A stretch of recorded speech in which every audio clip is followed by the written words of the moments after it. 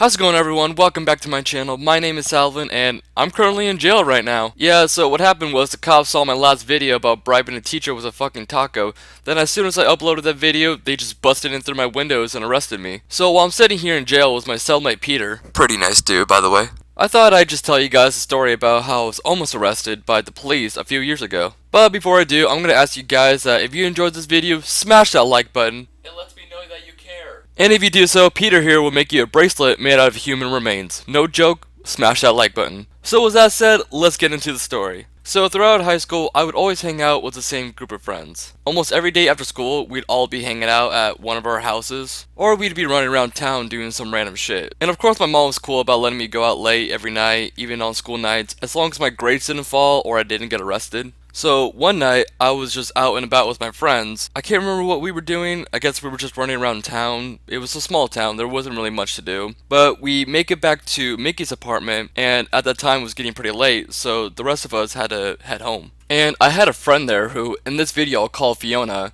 who needed a ride home and asked me if I could give her a ride. And we both live in kind of the same direction, so I didn't mind, so I just said yeah. So we were gearing up to leave, we said goodbye to our friends, and then we got into my truck. But when we got into my truck, I just realized I didn't really want to go home yet. So I asked Fiona if she just wanted to hang out a little bit more, you know, just go somewhere else and talk for a bit. And I know some of you dirty people out there are thinking like I'm trying to get in her pants or something like that.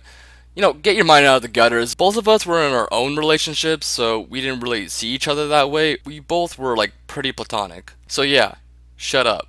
Anyways, Fiona didn't really want to go home either, so she was down to hang out some more. So I decided to drive her down to Market Street where it was just a one-way road and there were just rows of shops on both sides. Now, I don't want you guys doing what I do, so I'm just gonna slap this warning right here. Do not copy me. I do not encourage this anymore. Being in high school, I love to be a little risky, but I was also pretty stupid. I had a friend one time show me that you could climb onto the roofs of these shops and you could just hang out up there. So I decided to show this to Fiona, and Fiona was pretty chill about this. Like, I wasn't pressuring her at all to climb onto the roof with me. So we go around back behind the stores and I guide her on how to get up there. So we hop onto the dumpster, hop onto this ledge, and then we were up there. Then from there, we actually climb onto the next building, and then the next one, and then so on. Now, the friend that actually showed me how to get on the roofs, last time when we went on there, we actually found ladders that you could actually pick up and put against a wall, so you can get onto the next roof. But I guess somebody took them down, just kind of prevent people from doing that. So when Fiona and I went up there, the ladders were missing, so we couldn't get on to the next roof. I even used a flashlight on my phone to look for the ladder, and I just couldn't find it. But that was a big mistake. So since we couldn't find the ladder, we just kind of sat on the roof we were on and just started talking. And you know those feel-good conversations when you just talk about life and shit with your friends? Fiona and I were having one of those and it just felt really great. So we're talking, we're just kind of chilling up there when all of a sudden this bright light is just flashing at us from the street below. I look down and oh shit, it's the cops. They knew we were up there and they could clearly see us too. So Fiona and I look at each other and of course we both knew we were caught. Fuck. From the street the cops were asking us to come down and of course we complied, we came down and we just met up with them. And I'm like, officers, I'm sorry, we were just being dumb, don't blame her, I dragged her into this. And they were just like, yeah, that was pretty stupid. So apparently they got a call from someone in a nearby apartment just seeing some kid on top of a store with a flashlight, and of course that's fucking suspicious. So the officers asked us what we were doing up there, and we explained that we were just up there talking and hanging out. And after we explained it to them, I guess they weren't too mad because we weren't actually trying to break into the store, so they were a bit more understanding. So the two officers asked us for our identification, and I showed them mine, but I guess Fiona forgot hers. They wrote down my information, but they didn't really want to let Fiona get away scot-free, so they asked her if they could speak to her mother. And I was kind of like, oh shit, because one thing about Fiona's mom is that she's pretty insane.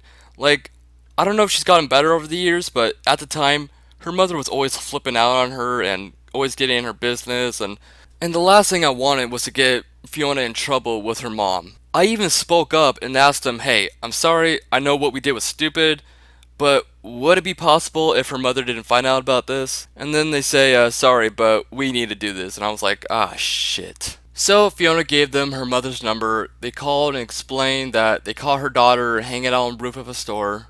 And then they asked, would you like us to bring your daughter home, or can this young man drive her home?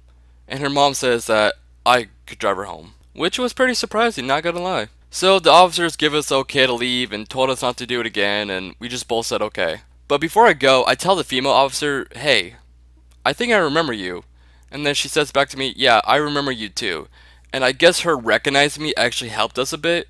And I guess I'll tell you guys why I remember her, but that's gonna be for another video. But anyways, Fiona and I get back in the truck and we're driving back to her house. And the whole time I'm just apologizing and telling her that, I shouldn't have gotten her in that situation.